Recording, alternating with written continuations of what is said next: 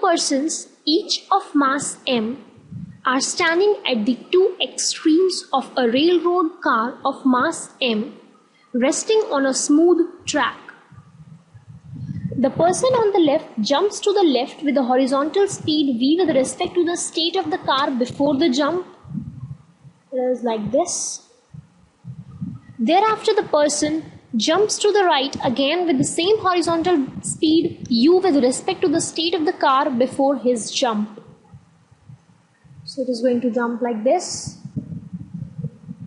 Find the velocity of the car after both the persons have jumped off. Now here also the velocity of center of mass is going to be 0 because it was initially at rest. So once this person jumps off, because it is jumping with the velocity of,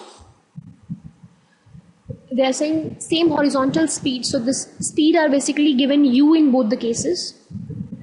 So I can say that m into u, because this is jumping with a velocity of u to the left, so its momentum is mu. It will be conserved, that is, it's going to be 0, so it must be equal. Now this much system will be left, so I'm assuming that this system moves to the right with a velocity of v once this person jumps off.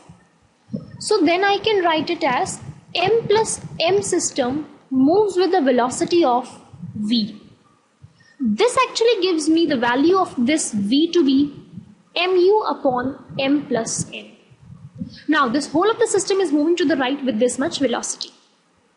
Now this person jumps off, then again the momentum needs to be conserved. So I can write down that m into u, because it was moving with u with respect to this, must be equal to m v dash, because this is what I have assumed to be the final velocity of this car, plus m into v plus u, because this is already moving with the v velocity. Getting my point? So everything is clear. Why I have taken mu is simply because mass of the system is m plus m. Its velocity is this. So this into this is mu.